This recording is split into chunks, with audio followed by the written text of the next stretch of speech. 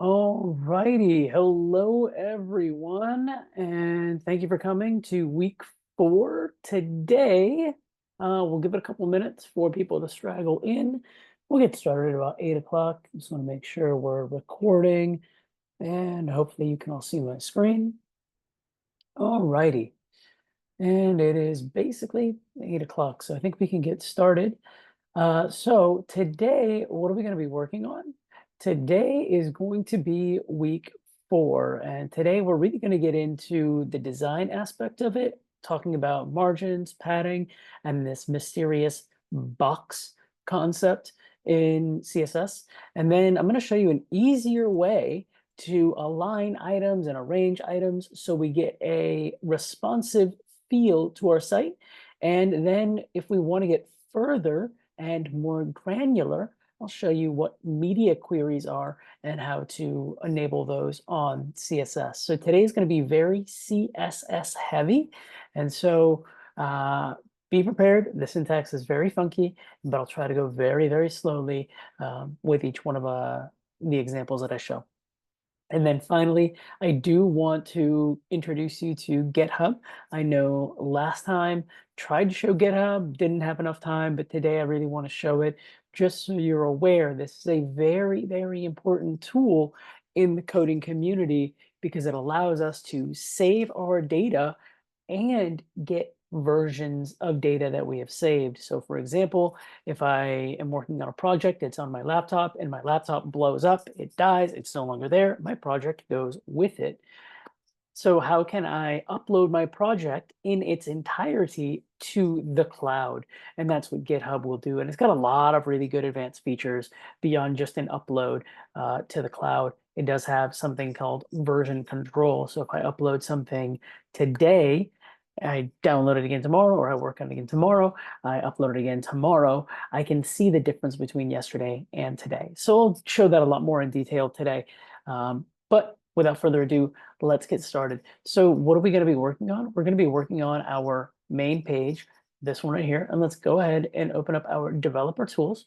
And so inside our developer tools, what I'm really going to focus on today is just a bit of review, but also what's happening down here with everything that we're talking about and what we will see and what we won't see.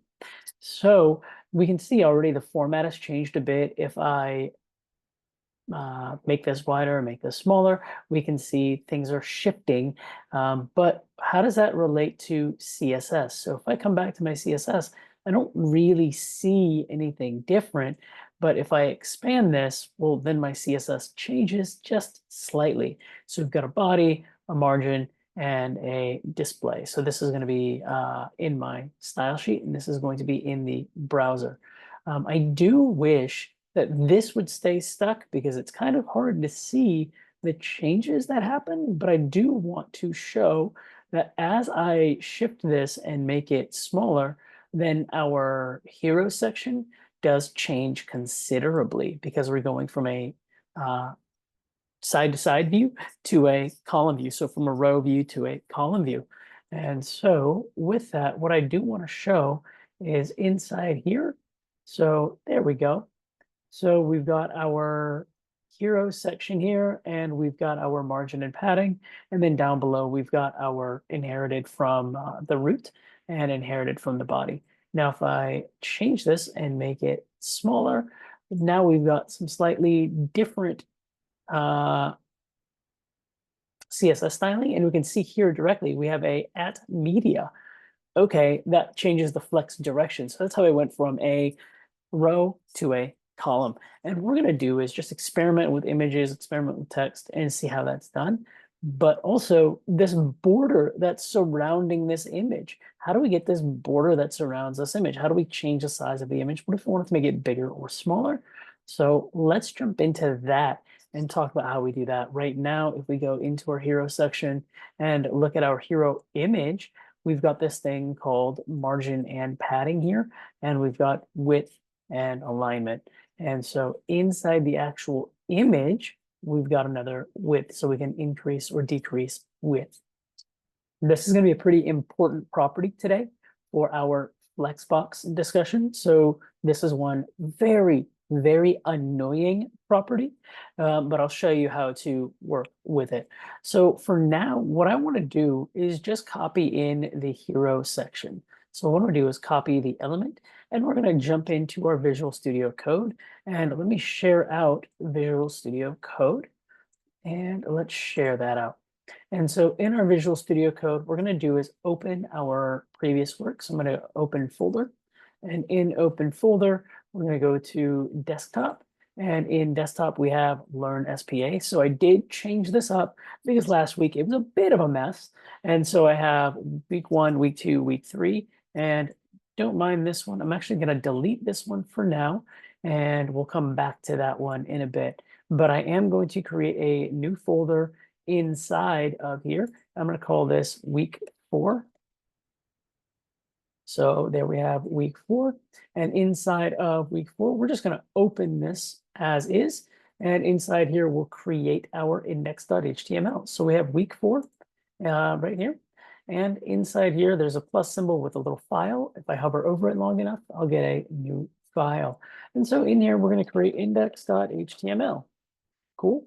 Alongside index.html, I am going to, in advance, create a style.css. I'm going to create these two files together, and you don't have to if you don't want to, but I'll show you why I'm creating the style CSS at the same time.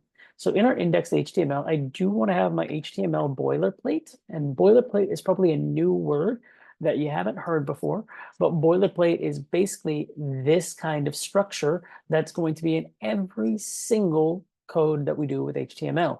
We're always going to have an HTML, we're always going to have a head, and we're always going to have a body. So this text is all boilerplate. It is considered sort of the standard text that goes into every HTML document that we have. And inside of our head, we are going to add the link to CSS. And I'm using the shortcuts that come with Visual Studio Code. If you don't have these shortcuts, that's okay. I'm going to paste these in the chat, and that way you can have reference to them. So in the chat, go ahead and copy that, and that way you have reference to them. But the link to the style sheet, this links directly to the file style.css here. I'm not going to go over errors or anything like that or typos. We covered that last week. So if you want reference, you can go ahead and reference the previous week's video. But today, I'm just going to pop in and again, go back here and copy our hero class. So copy element. And inside of here, I'm going to paste this hero element here. And inside, I'm going to save this first. And what we're going to do is open this up inside of our browser. So I'm going to open file. And inside of our browser, I'm going to go to desktop, learn to code, week 4, index.html, and open that up. And it looks terrible. It looks awful. Not great at all, because we haven't applied any CSS whatsoever. So now I'm going to go over to our CSS files, and wrong place, but I'm going to go over to sources, CSS style sheet, and in our CSS style sheet, I'm going to copy basically everything that we've got going on here. And so, hey, welcome to the meeting. By the way, if you have any questions, I did get started, so feel free to unmute and ask. But right now, what I'm going over is this hero section, and what we're going to cover today are margin and padding. So what I'm doing is inside of our main page, what I've done is gone to View and Developer Tools, and inside of Developer Tools, we can take a look at what's happening for our actual code of our page, and we can copy over the actual CSS styling. And so in here, I'm going to copy all the CSS styling just to make it very easy. And hopefully inside Visual Studio Code, I'm going to pop that all in and save it. So now when we come back to our browser, where we opened up the file directly, we can refresh this, and this will look somewhat different. Okay. So this is looking somewhat different, and probably not a bad idea. Probably didn't copy enough. What I'm going to end up doing is just copying the whole thing to make it easier. And then we'll trim out the sections we don't want. So come back here. And then when we come to our document, we'll refresh. And oh, that's probably something I gotta change here to style.css. There we go. And we should be able to, hopefully, that looks much better.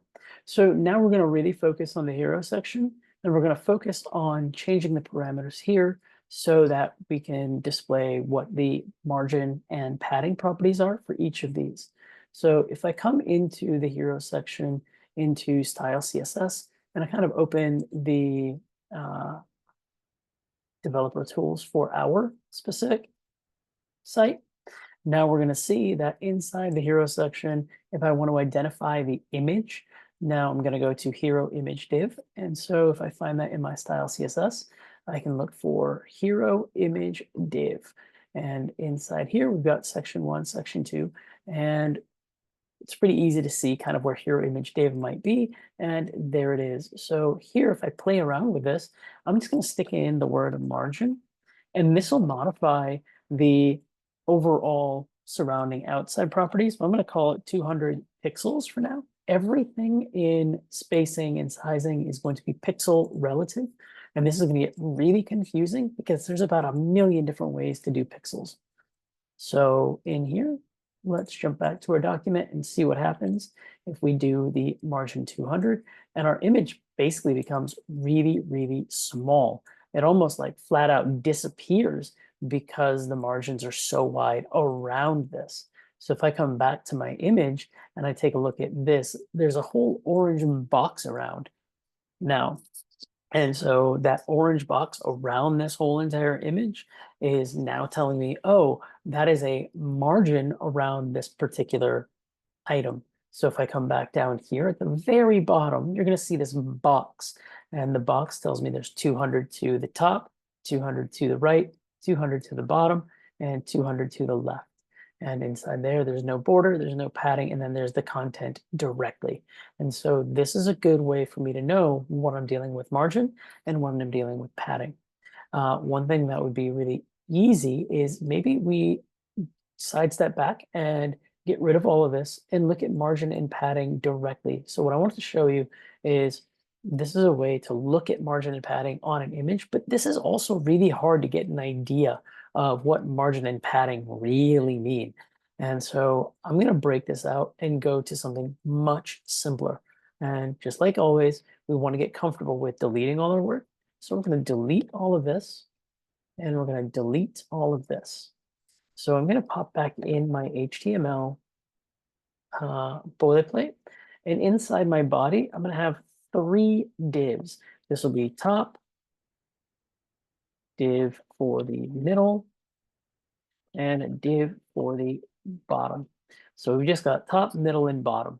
And inside here, we're going to do a class top, class middle, and class bottom. So hopefully you're aware that class top, middle, and bottom right here, these will refer to CSS styles. Now, when we talk about CSS styles, I have yet to link my style sheet. So I'm going to link my style sheet. So there we go. And inside my styles, I don't have anything yet, but let me come back and refresh, and we've got our top, middle, and bottom. What I'm going to do is inside our top, middle, and bottom, we're going to give some background. So inside of dot top, we're going to go background color is red, middle will be yellow, background color is yellow, and bottom, our background color will be green.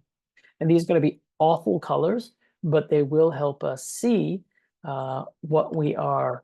Oops, there we go. They help us see the distinction between these 3 boxes. So we've got top, middle, and bottom. Looks terrible, but this is really going to help us understand margin and padding. So in here, we see we've got this white bar around all of it. So each one of these elements comes with its own styling. And so what I want to show here is inside top, we've got this word top, and we've got this display block, and we've automatically got some type of data or some type of body background around these elements. And so if we look, there's an automatic margin of 8 pixels on our body. Who put that there? Nobody knows except for the agent style sheet. That comes in automatically with the margin for 8 pixels. And it applies to the top, the right, the bottom, and the left. And so this is a shorthand notation to apply margin automatically to every element. And so the body comes with that automatically. Now there's 2 ways to get rid of it. And I like to, actually, let's keep it for now. What I'm going to show is we're going to make it, let's do padding because we want to have this be more in the center. And we're going to do padding left, so we can see some effects, and we're going to make this 300 pixels. And we'll see what this does when we refresh our page.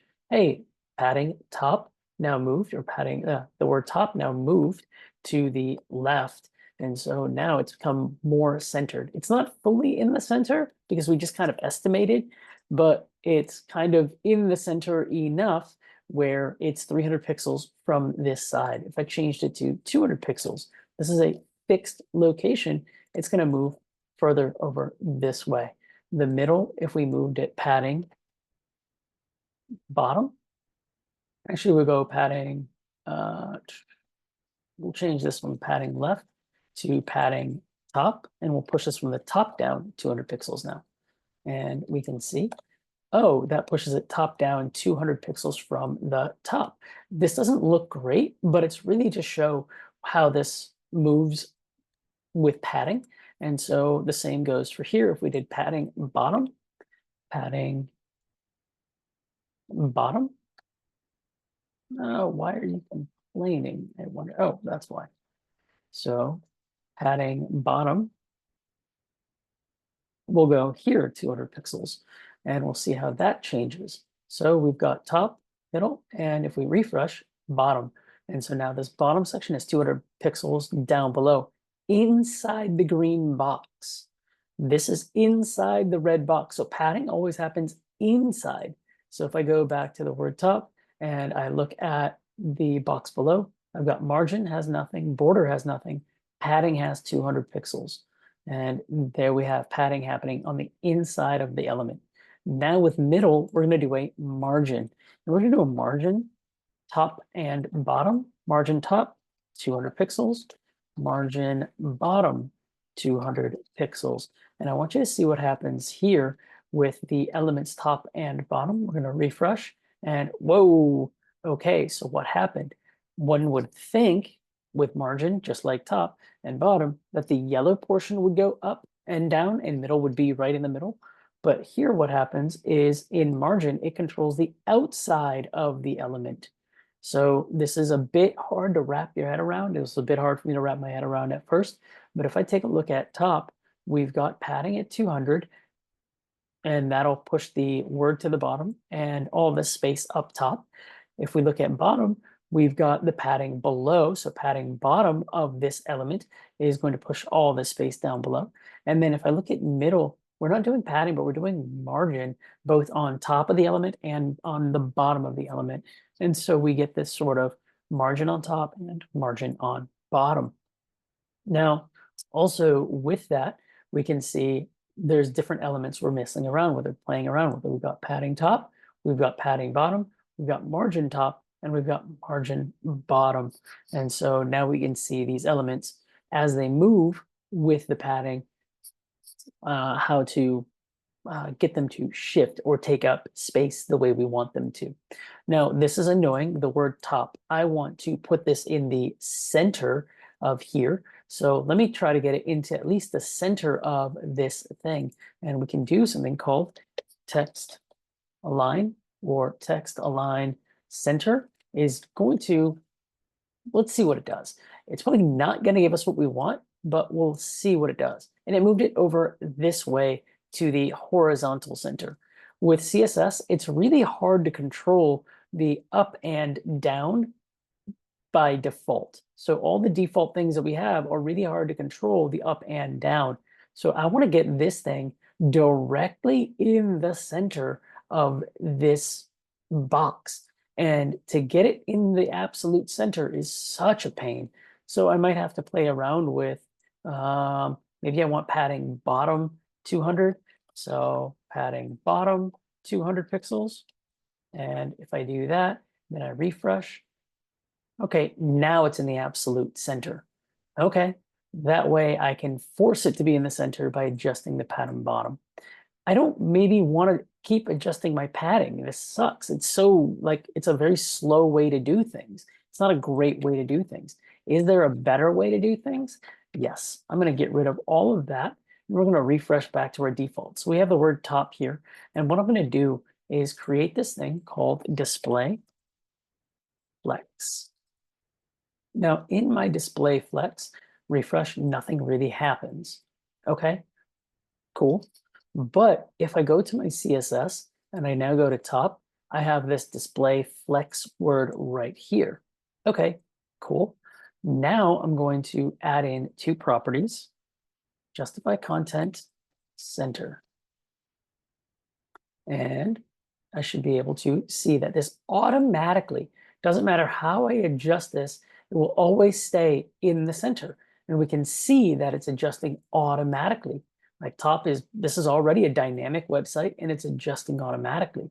We haven't messed around with the height yet. So I'm going to pop in a padding, and this one I'm going to use a generic 200 pixels. And I'll explain what the generic one means. But right now we've got generic 200 and we automatically 200 above, 200 below. So this is shorthand notation for padding above and below. And automatically the top word is directly in the center of this box.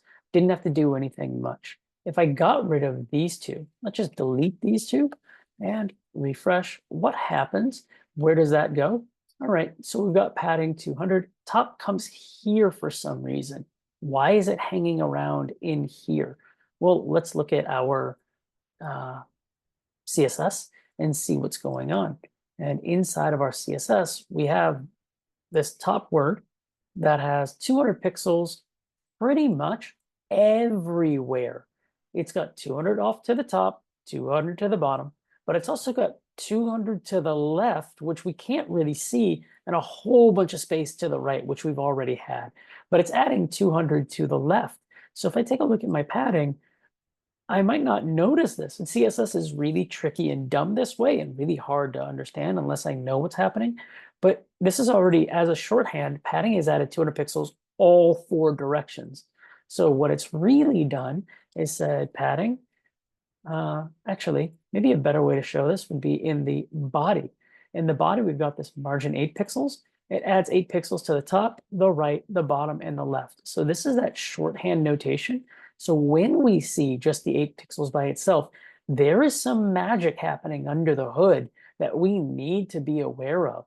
Because if we're not aware that this 8 pixels applies to all four directions, we're going to mess up our spacing.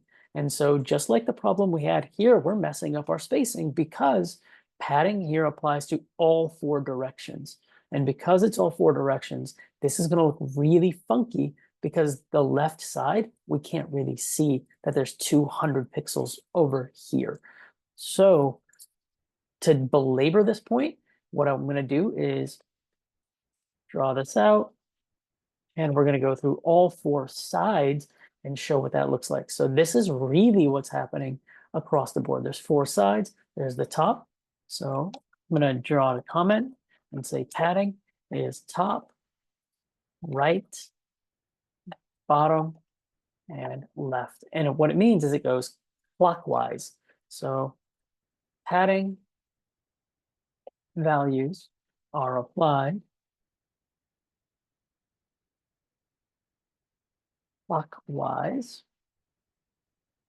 And if I just do padding with two values, I get top, bottom,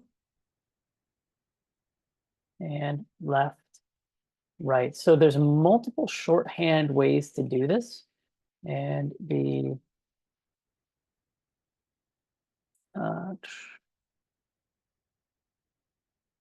in this shorthand, Padding covers top and bottom values. The first value and left and right values with the second value. So this is going to get really confusing, but there's four ways to apply padding. So there's padding top, right, left, bottom. There is padding with just left and right. So this will only cover the left and the right. It'll maybe make more sense if I use individual value there. And then padding 200 pixels, padding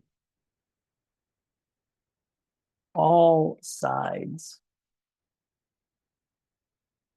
single value covers all four sides. So we've got four sides labeled individually.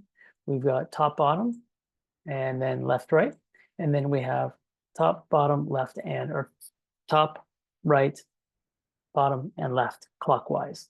And then finally, we have individual values, padding top, 200 pixels, padding right, 200 pixels, padding bottom, 200 pixels, and padding right, or padding, sorry, left, 200 pixels. And so we're going to play with all four of these. Right now, I'm going to comment that out. I'm going to comment that out. I'm going to comment that out. And we're just going to play with this one first. So if I come back, everything is 200 pixels. So nothing is going to change in here. Everything's the same. So I'm going to change the left to 0 pixels.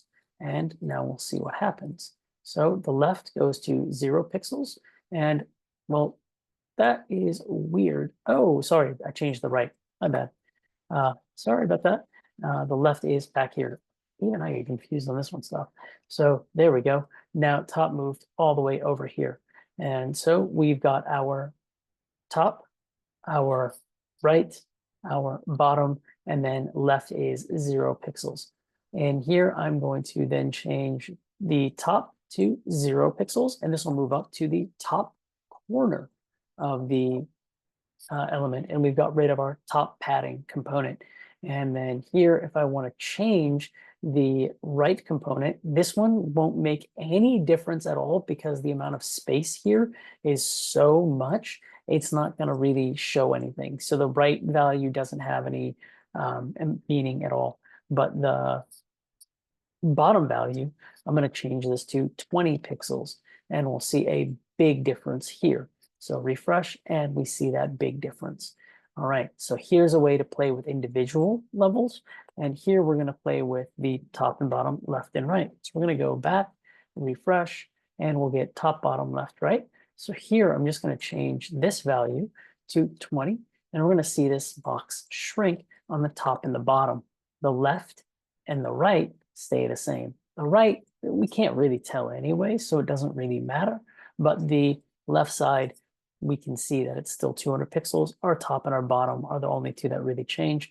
And if we want to see that more dramatically, we can change this to 0 pixels. And if we come back here, we'll see top move all the way over to the side and hug that side. So it just depends on the placement of the item. And now we're going to go to the padding of all sides. And this is 200 pixels, which we saw before. And we'll refresh this, and we're back to our original. Now, if I change this up to 100, what happens? Well, it's going to shrink and come up this way a little bit. So refresh, and there we go. We've got our top in here, 100 down below, 100 up above, and 100 over to this side. So it's getting closer and closer to looking somewhat kind of like the hero section. We've got some padding between the welcome and the side wall. That's how we start getting some space between these two objects. Now, I'm going to go to the very last example where we've got all the different paddings, and we'll save this. And this will be exactly like the one we did before. Padding top will be, let's say, 20, padding right This value doesn't really matter at all. I can leave it at 200. Padding bottom, we're going to make this 300, and padding left, we'll just make this 20 as well.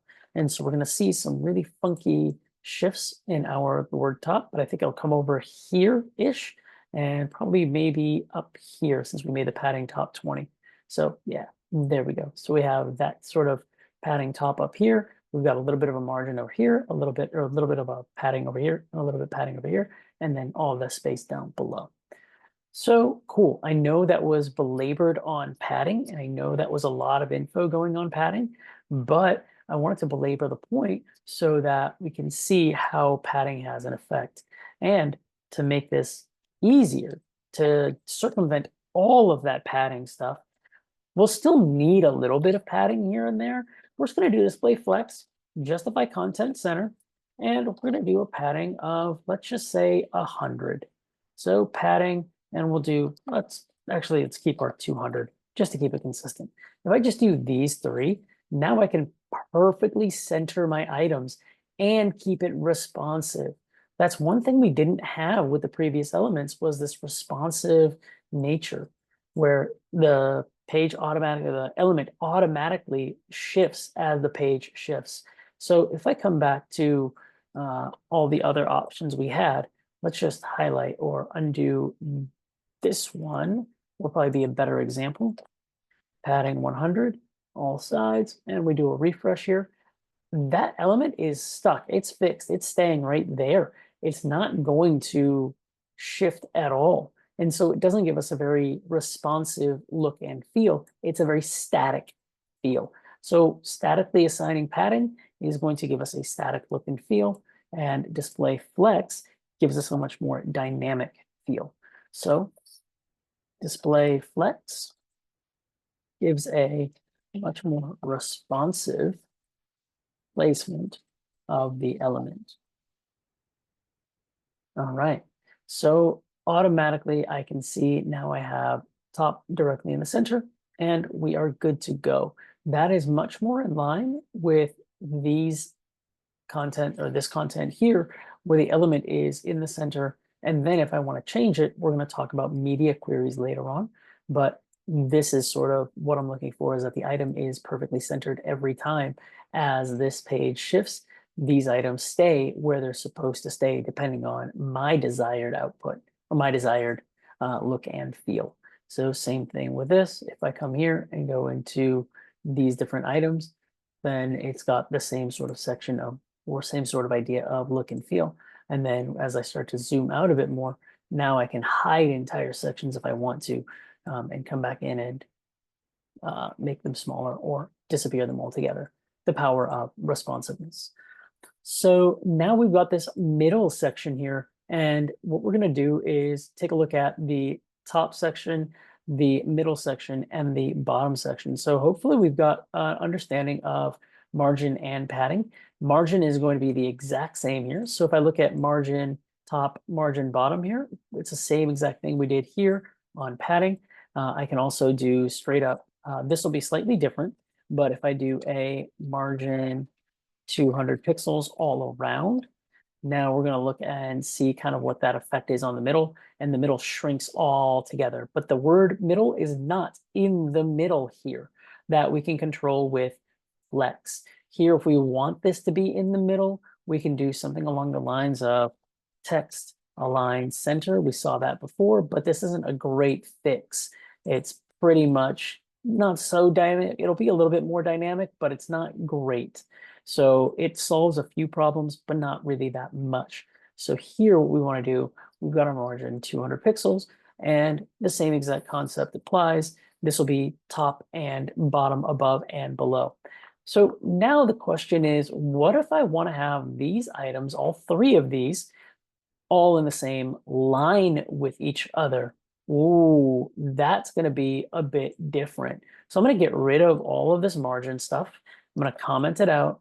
I'm going to comment out the padding. I'm going to comment out all of the display flex stuff that we did. I'm going to save it, and we're going to come back and refresh. So we're back to our original. And right now they're top 1, 2, and 3, top, middle, bottom, all in a column. What if I want to have these displayed next to each other? Well, then I'm going to grab the element that encompasses all of these.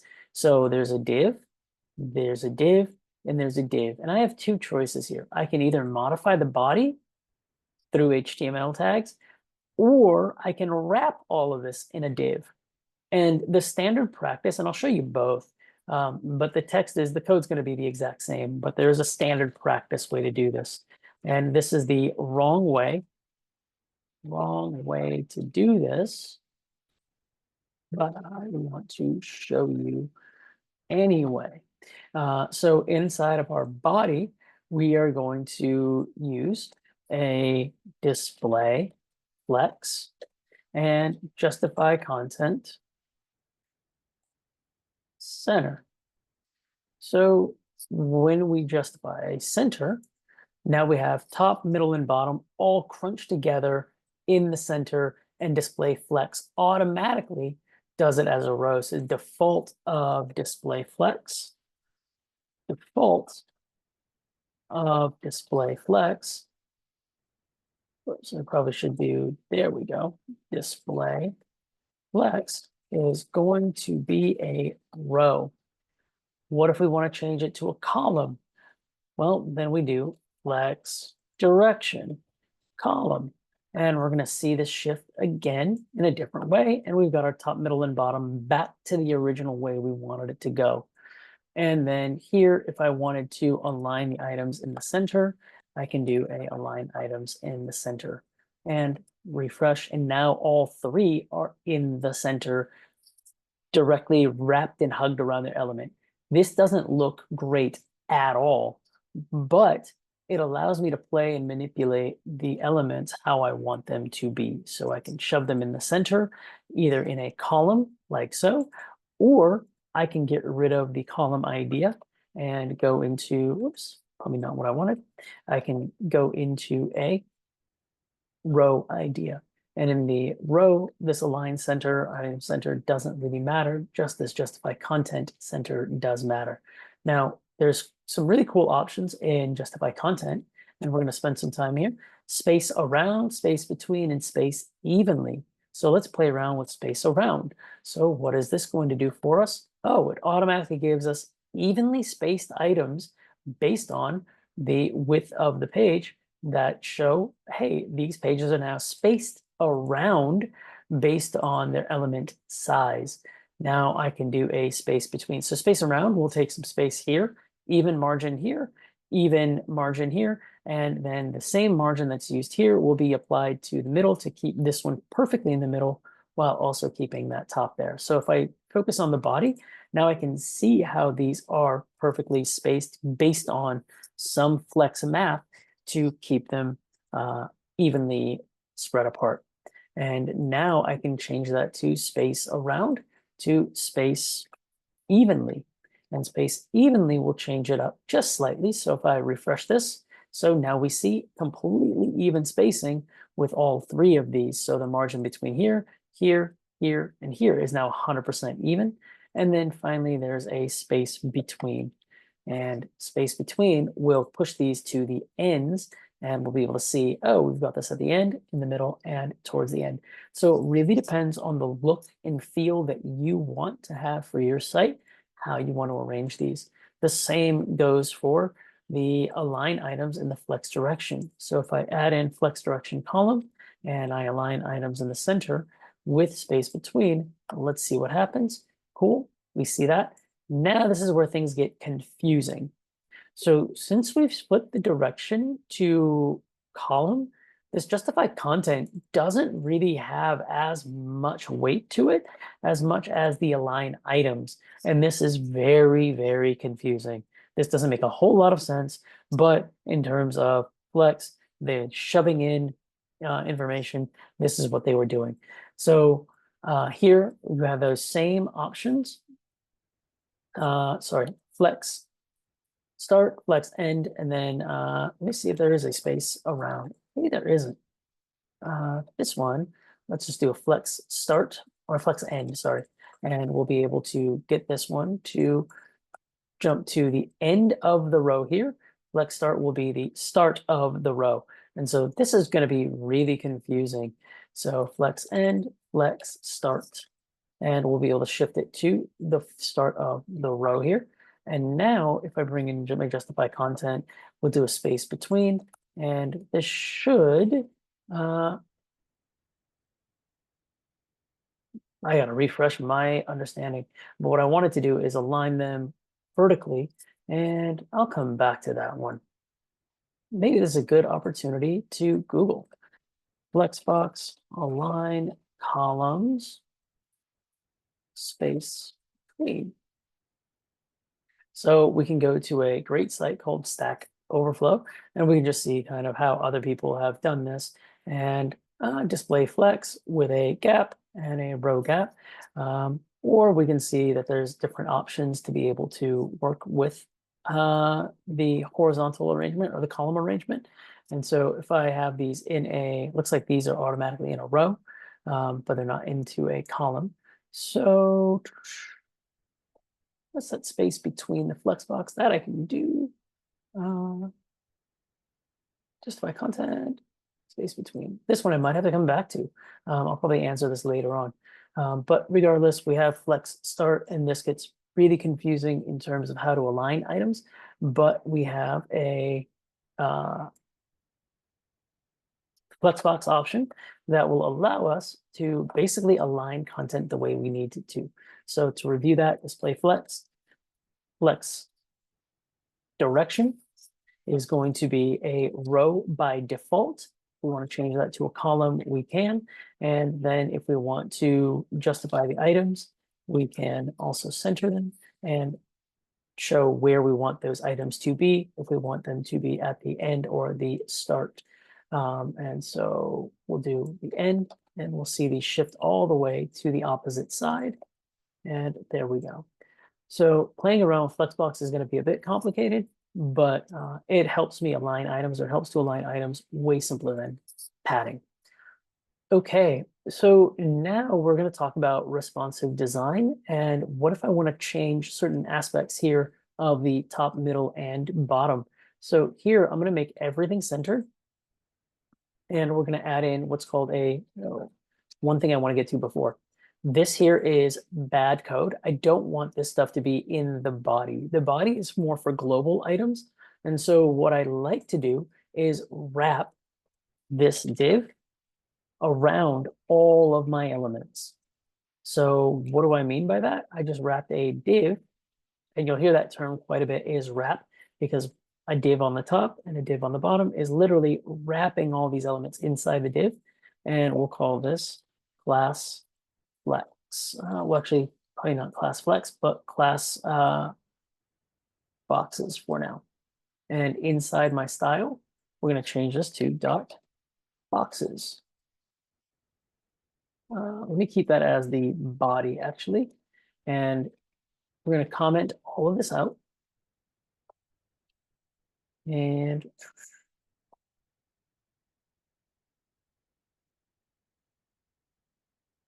so all of that is now commented out, and we're going to go to dot boxes. And in here, we are going to say display flex, and we are going to do flex direction as a column, and we are going to do justify content center, and we are going to do align items center. So everything should line up in the center as we want it. Cool, top, middle, and bottom.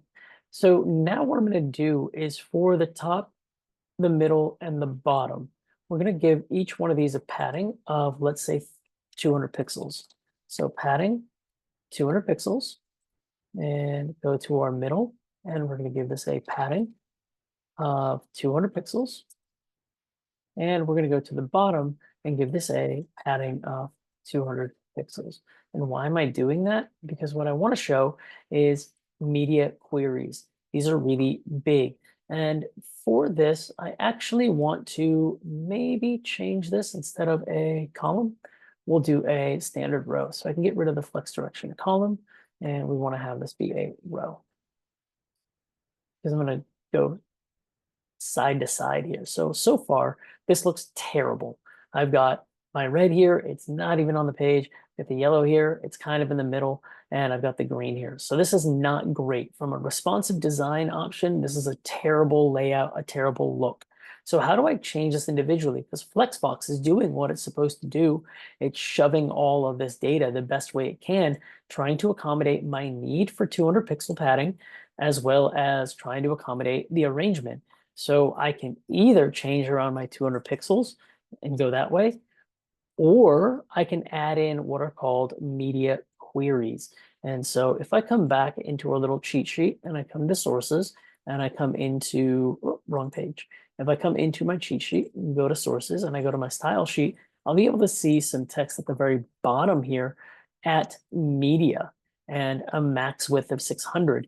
And I can start to play around with changing different elements based on the size. So I'm going to copy all of this, and we're going to make our breakpoint a little bit bigger than 600. But if I come back here, or sorry, if I come back to our CSS, I'm just going to paste this in. I'm going to remove all of this data here in the middle. Don't care about that for now. So I'm just going to leave at media max width 600 pixels and just see what happens, which basically should be pretty much nothing at all. So nothing happens, nothing changes. This is trying to accommodate the 200 pixel padding. This is the 200 pixel padding, and this is the 200 pixel padding. It's terrible. It looks awful, not good at all. If I go to my style CSS, I've got this at media query with no values in it. And why do I call it media query? Because the syntax is really kind of funky. It's at media, and I can specify a few other options in here, but I'm not going to for right now. But my max width that I want to allow when changes happen is at 600 pixels. So when the screen size shifts to 200 pixels or 600 pixels, I want some change to happen. I want whatever's in here to happen. And so here we're going to blow away the middle because that's the one we can see. So I'm going to say middle, display none, and then we'll see what happens. So here our width is at 276. Let's make it out to, ooh, maybe I'll change that media query out to be a bit wider, but let's say 653. So I refresh here. Here's our at middle, and I don't want it to blow away yet, but here's our at middle display. And if you see at the top, that 650, 650, 3, 2, 1, 650, when we get down to about 600, I'm hoping that middle, if I did this right, will go away. And boom, 600 middle gone. So that is this taking effect right here, the max width of 600 pixels. Now I've just got my green and my red, and my red and my green, no more middle. So as the page kind of shifts from 600, less than 600, no middle, more than 600, I get the middle back. And so we can see this automatic sort of responsiveness on the site when I want to hide elements, or maybe I just want to make them smaller. And so what I can do is top dot, let me keep that one and comment this one out. And so this is a way to hide elements. And let's do this. Add in the comments, way to hide elements based on size, specifically width of the page. All right, so we're going to get rid of this, comment these out, and we're going to add in another media query. And this one we're going to apply to all of them. So top, middle, and bottom. Here we are going to decrease the size. So we're going to put in padding. Did I typo this out? No. We're going to put in a padding of, let's say, maybe 30 pixels. And so it's not so massively wide with the amount of pixels that are shown. And so we're going to go back to our original, and we've got this. I'm going to save this. And so now we see our media queries updated over here. And we see we have a top, middle, and bottom padding of 30 pixels at the breakpoint of 600 pixels. So we have 619, 601, and boom. The second we get down to 600, all three of these shift to a much smaller view. Now, why is that important? If I come back to our standard page that we're trying to copy, and I look at this sort of toggle device bar option up here, there's a laptop and a cell phone. I can come here and look at how my page looks on different devices. And so if I'm looking at my page on different devices, I want to look at it maybe on an iPhone 14 Pro. And if I want to see it, I've got section 1, section 2. And if I want to go expand it, now I can see I have section 3 available here. So what's going on here? Section 3 has a display none because on a certain width, I don't want to display that. On a certain width, I do want to display that. So that's how we can control beyond just what Flexbox offers. We can control how we want to display options or display items and hide items with media queries. So that is kind of what we're going for. So what I'm going to do is delete all of this because I know we've covered a lot, but I'm going to delete everything we've done and restart because I think that's really important to get used to the feeling of deleting and then being able to restart where we left off. And so in our style CSS, we're going to blow all this away and save it. And in our index CSS, I'm going to blow all this away and save it. And now when we come back to our main page, I'm going to refresh and there's nothing here. There's nothing here. And so we know we're back to our regular, okay, cool, nothing at all. So let's start over. And what we want to do, our goal is to have 3 boxes, horizontal, top, middle, and bottom. We want to have it horizontally stacked and we want to have it responsive with a media query with a breakpoint at 600. So we're really recreating what we've done. And so in here, since I have a div top, oh no, I got to type in the class name here every time, class top. That's going to suck. Is there a faster way to do that? Yep, there is div dot middle, and that'll create the class middle as well. There's other shortcuts you can use for typing in the actual text in the middle as well, but for now, div dot is a really easy way to remember how to do things. So div dot bottom. All right, and here's our bottom. Now I want to wrap all of this as well because I know I want to use Flexbox. So I can pre-plan in advance. And I'm going to call this div.boxes. Cool. And I'm going to take that div and move it to the bottom here. And to keep things pretty, I'm just going to indent this so we can see things properly. Awesome. So now if I come back over here, I'm going to refresh top, middle, and bottom. No CSS styling at all. It all looks terrible. So I'm going to add some CSS. Now, in order for me to link my CSS to my index, what do I have to do? I have to link my HTML so it sees my style CSS. And I'm going to use the shortcut notation inside of Visual Studio Code, link style sheet style.css. And so now we've linked our HTML to our style sheet. Now, does that mean we have styles yet? No, unfortunately not. It just means we've linked them together. So how do I know if I have a style? A really easy way is background color. And I'm just going to pick something that looks decently nice, just something that's easy to be able to see what's happening. And we have a dark gray background. Okay, cool. So I know they're linked. Do I have to keep this? No, I just want to make sure things are linked. I can do simple little things like this to make sure this connects to this properly. So in here, I'm going to do a top, and we're going to do a background color of red. I'm going to do a middle with a background color of yellow. And we're going to do a bottom with a background color of green. All right, let's see how that looks. And all right, it looks terrible, but we're at least on the right track. And now I want to make all of these flex aligned in the middle. So what I'm going to do is in our boxes, display flex, and I'm going to do flex direction. I'm going to do this as a column. Actually, I wanted this as a row, didn't I?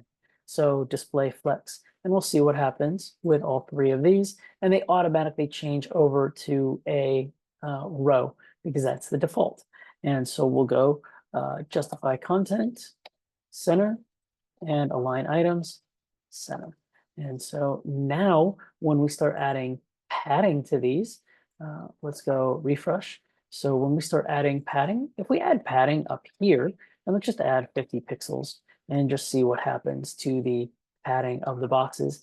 Nothing really adds padding to all the edges, but nothing to the actual individual. So that padding is going to apply to the boxes div here. It's going to apply to this boxes.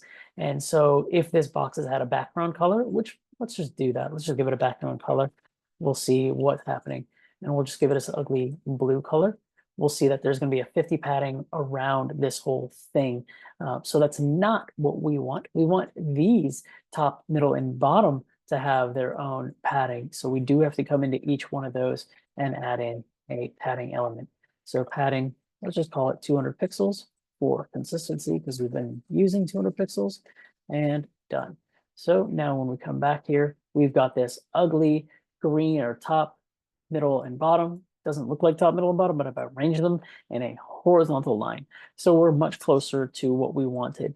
And now we're going to add in our media queries because right now we're above 600 and this looks terrible. We don't like this, but let's add in our at media and we'll add in max width 600 pixels and open bracket. This syntax is very funky, but the more you stare at it, the more you'll get used to it. The syntax is annoyingly frustrating, but yeah, just have to keep exposing yourself to it and you'll get more comfortable with it. And then you'll get frustrated when we introduce new syntax, which will also be frustrating and annoying. But here, what we want to do is when we shrink it down to below 600, let's just say we want the top, the middle, and the bottom to change up their padding to, let's just go with 30 pixels or 20 pixels this time, make it even smaller. So now we've saved, we'll come back here, and now we're going to save this and refresh. So I refreshed, nothing changed at all, nothing changed at all. But in our style CSS sources over here on the right, we have a new media query. And so I'm going to grab this and I'm going to start shifting this and making it a bit smaller, a bit smaller, a bit smaller, and boom, now it changes. To see that more dramatically, we can open up in the mobile, and inside the mobile, this is what it looks like on a Samsung Galaxy. Now, if we change this to a, why can't I change the dimensions on a Samsung Galaxy? That's weird. But if I change this to an iPhone 12, I should be able to change the landscape, unless that went away somehow. Ah, there it is. So we have top, middle, and bottom in a row that way. And if I shift it, now we've got a full ugly version this way. We can also change this one, but I wanted to keep it dramatic so that we see this change happening and see this change happening live. So we can see if we're in landscape, portrait mode, sorry, and we shift to landscape, we see that difference. It doesn't matter what device I use, it's going to have the same exact because we have a 915 width by 412 in height. As long as that width is 915 or greater than 600, we're going to get this. So now when we shift the width, we'll get the width to be 412. And so it's less than 600. Now we get the top, middle, and bottom to be in this way. And so we get this automatically responsive look and feel based on our media queries, based on what we want. Now I know this is really just using top, middle, and bottom, and it's not really exercising a whole lot of creativity, but I really want to get used to this idea of doesn't matter what the element is, based on the response that we want, we are going to style each and every single individual element. So what I'm going to do is we're going to review not what we've done here, but we're going to bring in our previous entire style sheet from our web page here. We're going to copy this whole thing and paste it in, and we're going to examine what we did in the HTML and why this is so tedious. And so we've got a whole bunch of classes here. Each one of these elements has a class, and the point is very belabored, but we're going to see how we grab each one of these classes and shape it to be what we want. And shaping it to be what we want is probably going to be the hardest part. How do I want my site to look? How do I want it to feel? That is going to be the most difficult part, not so much the technology. Once the technology gets understood, then it's actually really quite simple. But the creativity around how do I want my site to actually look and feel, that is probably going to be more frustrating than this actual coding section. So if I refresh, now I have my hero section here. I've got my entire web page here. And so now I can go through each individual element and see, okay, my CSS is applied. But then when I come down to my media queries, I can see, oh, wow, here's a media query for each individual element that I want to change. And I have to be very tedious about it. So what we're going to do is actually investigate CSS here and look at element by element. We haven't covered root elements yet, so I'm going to leave that for another time. But this is a way to access root elements or elements that I want to repeatedly access throughout, but I don't want to type this in over and over and over again. And if I wanted to change my primary color, I just have to change it in one place. I don't have to change it over and over and over again. So I'll show you what I mean. So here we've got our global parameters for margin and padding. We've got our body, which controls the font, and we've got some individual styling elements for list items and for link items. And so beyond this, these are sort of global elements. And so we have links primary, links secondary, and then we start getting into our section. And then we start getting into the nav bar in itself.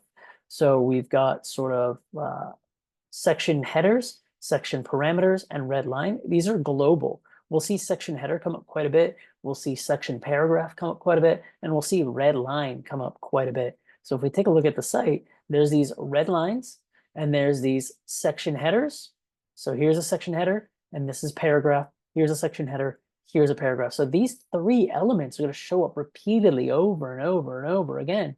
So why not keep them globally accessible? And so these three elements are globally accessible. So if we look at index inside of our section 2, we have red line right here. And then we have section header, section para. And then I can stack classes. So that's something we'll talk about a little bit later on in the JavaScript section or in the React section, how to stack styles. So we can have two individual styles with two individual sort of unique properties, but they can complement each other.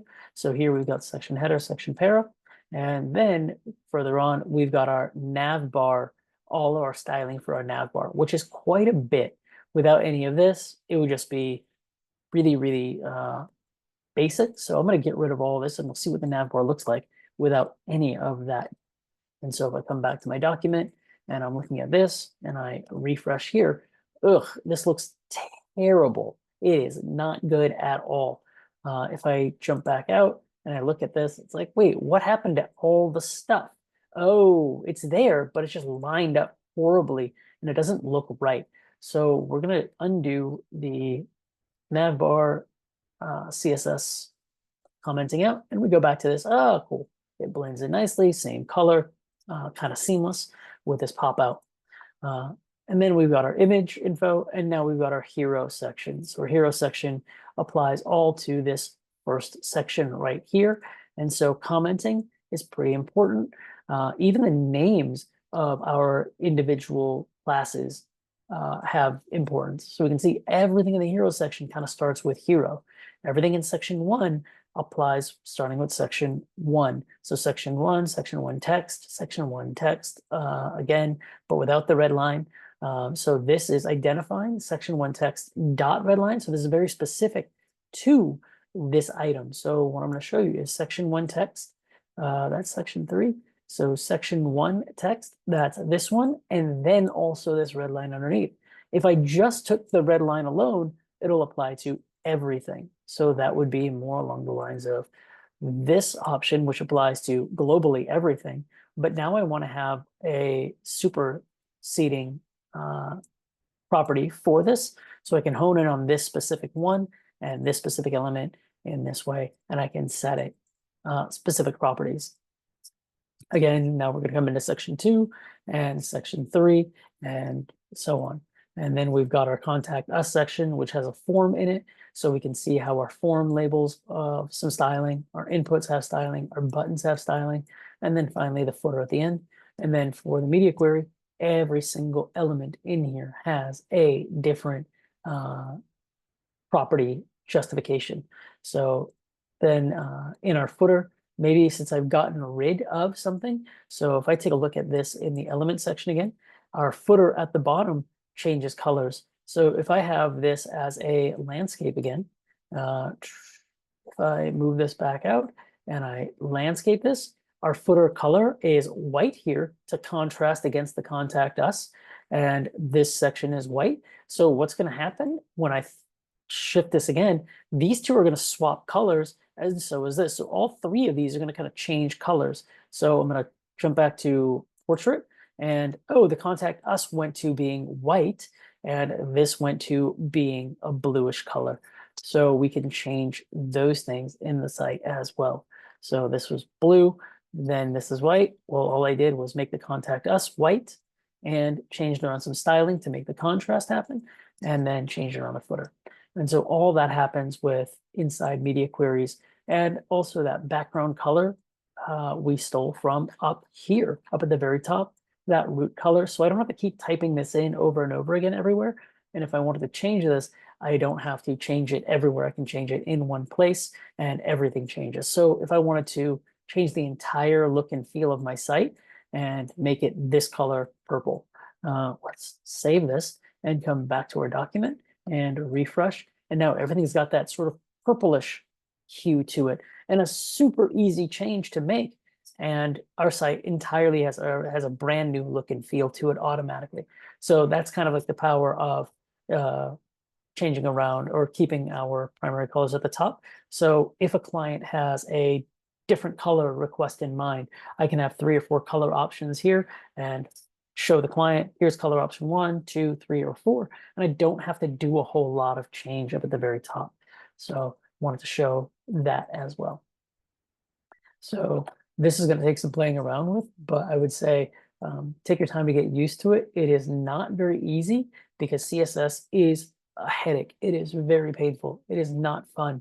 And you will have to customize element by element by element. And what do I mean by element? I mean by this. You'll have to customize this. You'll have to customize this. You'll have to customize this. You'll have to customize each one of these. And it's going to be tedious. But once you've done this enough times, you are going to see that there is a pattern to it, and it becomes much easier to be able to customize. So breaking this down into a nav bar. Okay, nav bar, I know what to do for a nav bar. I can do that. Oh, here's my hero section. Okay, I know what to do for my hero section. Section 1. Okay, I know what to do for this section 1. Then I have this section 2 and this section 3. Okay, I take them down piece by piece by piece, and then I see my pattern emerge. And then I have elements that are in all 3. Okay, I can address all the global elements from a single place. And then finally, I've got my contact form and my footer at the bottom. And oh, I want to have color contrasting. Okay, I'll add that in later. I'll add this in later. But start small. Start really, really small. And you're going to end up changing and going back and forth quite a bit when you're first building. I think I built the site probably around 10, 15 times, deleted it, came back, deleted it, came back. And then just so I knew it, once I had a final copy, deleted that, and then repeatedly created it over and over and over again. So I would recommend trying to get to a point where you can create a website, basic website like this, just from memory, just from look and feel, and try to get yourself to create this within 2 hours. See if you can get yourself down to creating a website like this in 2 hours or less. And maybe that's a good goal so that you can push yourself to know what to do, when to do it, how to do it, and basically get a lot of calluses on your fingers while you're typing away. So with all of that, I'm going to now move on to GitHub. And GitHub is going to be really, really complicated. It is not very easy, but it is such a cool tool to use for all of our work, to save all of our work. So what I'm going to do is introduce you to GitHub, and you can go to github.com directly. And so github.com is a website that is accessible to everybody. It is completely free to store all of your code. So I'm going to walk you through the website a little bit and kind of give you a high level overview of what GitHub is and why I use GitHub all the time. But I'll start with my repositories and I'll try to identify some important nomenclature or some important words. So in here, a repository is basically my code that I'm working on. So I have a whole bunch of repositories, a whole bunch of code bases, a whole bunch of folders where my code is stored. So I did a data sciences course a while back. And inside my data sciences course, I've got all of these quote unquote files or notebooks in here where I can open these up, and we're looking at basically JavaScript classes, or sorry, Python classes. So object-oriented programming. And this is a homework example that I created. And then I go through and do the answers in the next video. And so create this so people can have access to homework assignments. Here's the solutions as I do them. And so now we can see there's solutions that people have access to. So if they want to go back and reference the code, they can. Now, if we want to get into actual sort of class course material, now I have the actual data file here with all the information in it. And then I have all this code in here that people can then come back and reference. And it is saved up here forever. If I want to see somebody else's code, I can go into their code base. And if you've seen me jump to probably the skills up site, so spot skills site, there we go. If we come to the site that we've kind of been referencing occasionally, this is our site. And if I come to home, your coding roadmap to freedom, how does the course set up and all of that? You go to the courses and you can feel free to jump in and learn any of these courses. These are all free courses that you can jump in and start learning today. Here's curriculum. So this is all a site that was built on React. But wait, how do I see this site? What if I want to see the code for this site? I can absolutely do that. I can come in here and I can take a look at the repositories, and this is all public. So you can come in here and I'll paste this in the chat and you can come in here and look at it. You don't need to log in. I don't know who you are, completely anonymous, but I can see all the other repositories that are in here. And I can see that there's probably a Spot Skills repository, and there it is. There's a Spot Skills repository, and inside the Spot Skills repository, there's a source folder. So when we start getting into React, you will know how to read all of this. So there's a source folder, and inside the source folder, there's an app.js, and this is all very new and intimidating, and you don't know what's going on. Don't worry, I'm going to walk you through this in the next couple of weeks. But if I look at app.js, hey, there's a really, really intimidating amount of code here. But if I know what to look for, I can see, hey, there's a link here. There's a path to self-paced, path to curriculum, student prerequisites. If I go back to the main page and I look at, courses, curriculum, students, okay, I can see that there's sort of a pattern here. There's self-paced for courses, there's curriculum, and then there's a student section, and then there's a prerequisites here with all the other items in here as well. And so I can see, this is kind of easy to follow a little bit. There's student prerequisites, there's student Python page, there's student JavaScript page, there's student front-end page. Oh, I wonder where these go. Okay, so if I try to follow it, components, student, Python page. Okay, so components, there's a folder called components. Inside the components, there's a student folder. There's a student folder. Okay. Inside the student folder, there's a Python folder. Okay. And inside the Python folder, there's a Python page. Oh, cool. Whoa, this is really confusing. There's a Python notes, Django notes, and API notes. Okay, let me go back to here and let me go to the student section. Let me go to Python and let me go to, there's Python notes, there's Django notes, and there's API notes. Oh, so wait a second. All three of these are in here. So now I can see the code that's in here, and I can straight up copy the code if I want to. If I go to Python notes, here's all the Python notes that are there, and they're all in sort of one place. And you might argue and be like, oh, this is terrible programming, because if you know about programming, this is terrible because it's so much in such a small, like in one single file. And you're probably right. I didn't want to split this out into multiple files, so I kept it all in one place. You have multiple options, multiple ways to do it. There's Django notes and there's API notes. And so the idea is, hey, I can look at this code and get a kind of basic idea that in React, when we start getting to this section, there's code that's available for me to copy. That's pretty awesome. And now that I can copy this code, I can learn how to code much faster. So I'm going to encourage you to come in and copy this code. Now, why do I bring up GitHub? Again, I bring up GitHub because in the future, I don't have this on my desktop. This doesn't exist on my computer. This exists in github.com and is being served from github.com. My computer has none of this.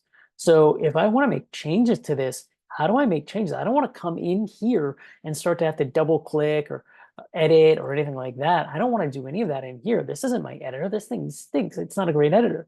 But what I can do is come into Spot Skills, and I can come into code and I can clone, which is a really powerful feature. I'm not going to do it for this particular one, but what I am going to do is show you kind of this idea of being able to clone something and being able to have it locally, make changes, and then upload it again. In the future, I'll probably upload a pretty in-depth video on GitHub and how to use it for the first time. But for today, I'm going to walk you through what we've done so far, and I'm going to create a new repository. I'm going to call this one Learn to Code, and I'm going to do this again, so no need to follow it.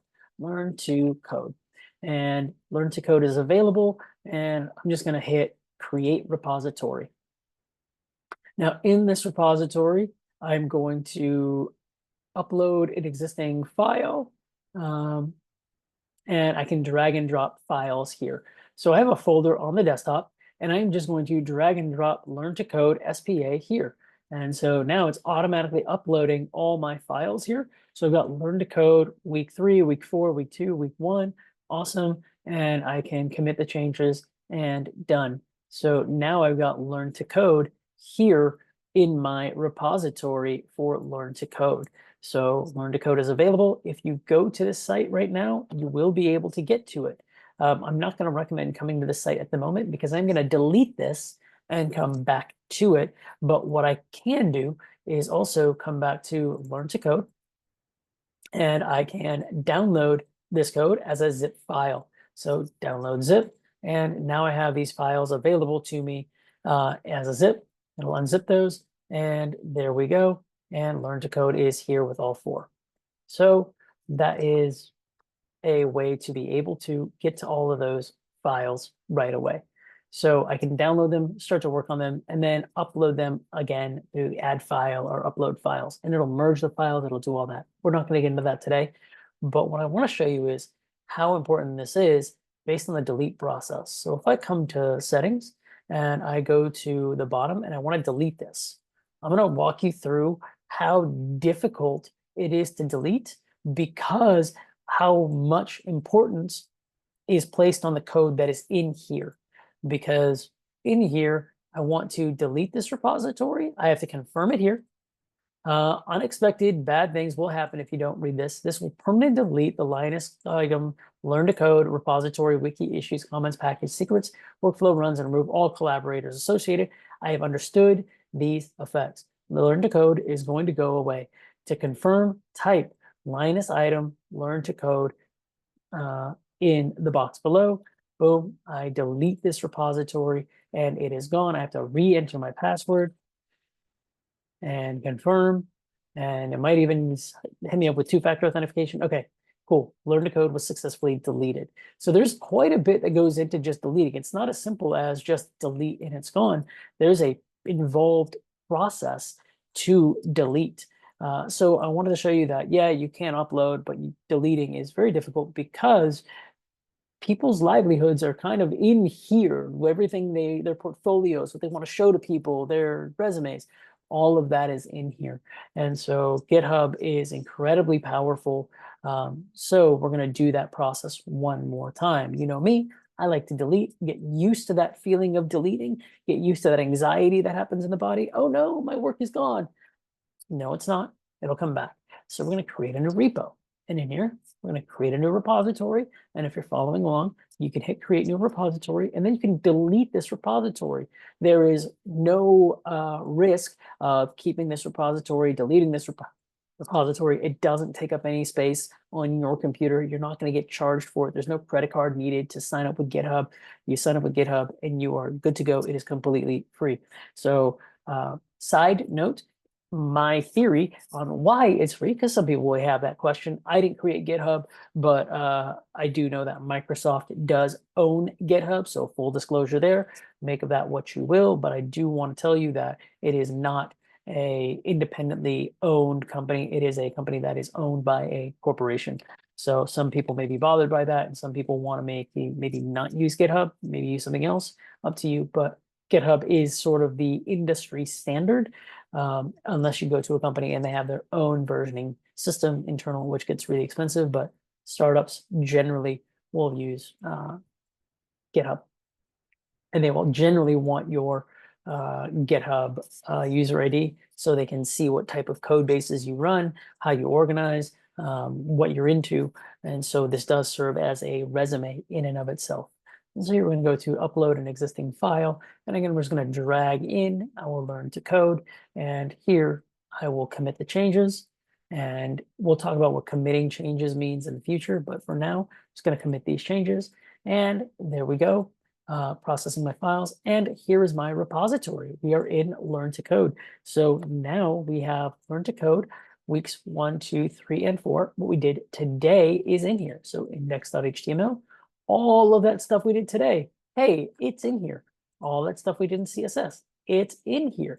Now, I have not done the version control, so I did not have GitHub for this enabled to upload what we worked on previously, the padding examples and the flex display examples. I did not include that in here because we didn't have it linked to GitHub. In the future, I'll make a concerted effort to show revision changes and tracking changes as we go along. So hopefully we can start to see version changes, and we'll have a drop down here with other branches or other tags so that we can see, oh, this version was what it was previously, and this version is what it is now. So we can track those changes going forward. So I'm going to paste this in the chat as well. And so you'll have access to be able to follow along with the previous iterations and the previous videos that we've been working on as well. So I know that was quite a bit. I know we covered Flexbox. I know we covered padding and margin and the box concept. I know we covered media queries. And finally, we covered the idea of GitHub and how powerful that can be. I know GitHub was probably a little bit light and more confusion than there is actual application, but I do want to introduce this concept. So when it comes time to stealing code, I'm very big on stealing code. And what I mean by stealing code is, again, going into the resources that are available, looking how other people have done things. So if I come to this site and I look in the developer tools, all the stuff I might want to do is right here. Why shouldn't I just copy it to learn from it and then create something of my own? I think this is a really good learning tool. You are more than welcome to come to the code of this entire site, which is located right here inside my repo. I think I pasted it in the chat already, but inside the repo, there's Spot Skills. And then inside Spot Skills, you are more than welcome to steal this code and use it however you want to.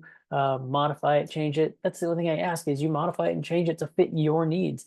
And so inside the source, you'll see all the different files that are there. And if you don't understand this, we're going to learn how to do all of this. So don't worry.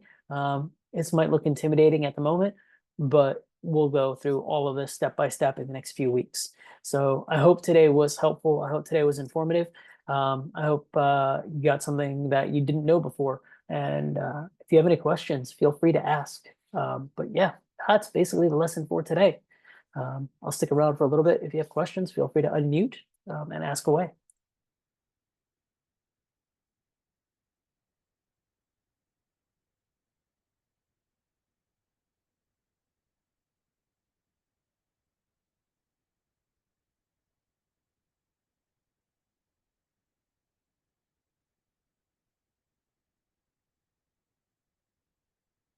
All right. Well, if there are no questions, then it was a pleasure having you today, and I will see you next week. All right, everybody. Bye, y'all.